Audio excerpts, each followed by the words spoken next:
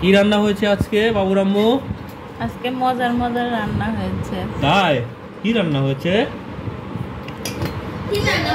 মজার মজার আইটেম কই গেল দাও তো।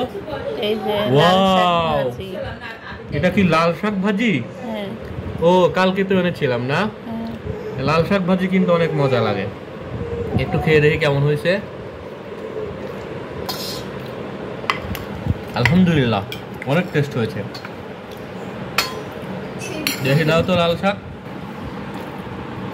হ্যাঁ, লাল শাক কিন্তু আমাদের প্রতিনিয়তই খাওয়া উচিত, কারণ শুধু লাল শাক না, শাক শুধু লাল শাক না, হ্যাঁ সব ধরনের শাকই চেষ্টা করা উচিত সব সময় খাবারের সাথে রাখার, কারণ এটা আমাদের ডাইজেশনটা, মেটাবলিজম পাওয়ারটাকে বাড়ায়।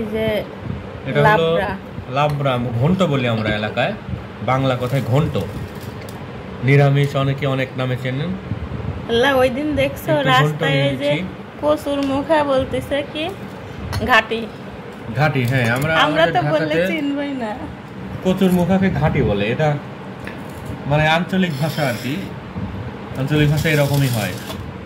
আর এই যে একটা আইটেম, আরেকটা আইটেম হচ্ছে যে পাবদা মাছ। পাবদা মাছ একটা মজার মাছ,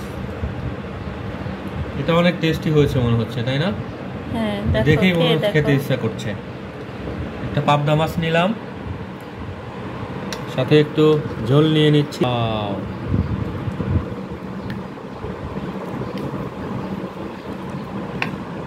ইনশাল্লাহ অনেক কয়েকটি দাওয়াত রইলো, খেতে আসেন আমার সাথে। আসেন সবাই মিলে খাই। প্রথমে কোনটা খাবো বলো? শাক ভাজি খাও। শাক ভাজি তো একটু টেস্ট করলাম, আর একটু টেস্ট করি। অনেক টেস্ট হয়েছে। এবার একটু মাছ কেমন হয়েছে একটু দেখি।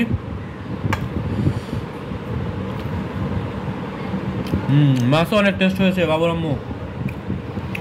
সকাল সকাল বইয়ের হাতের রান্না, তাই না? আসলে ঘুম থেকে উঠে এই শুরুটাই কিন্তু যদি ভালো হয়, তাহলে সারাটা দিন পরবর্তী সময়গুলোও ভালো যাওয়ারই কথা ইনশাআল্লাহ।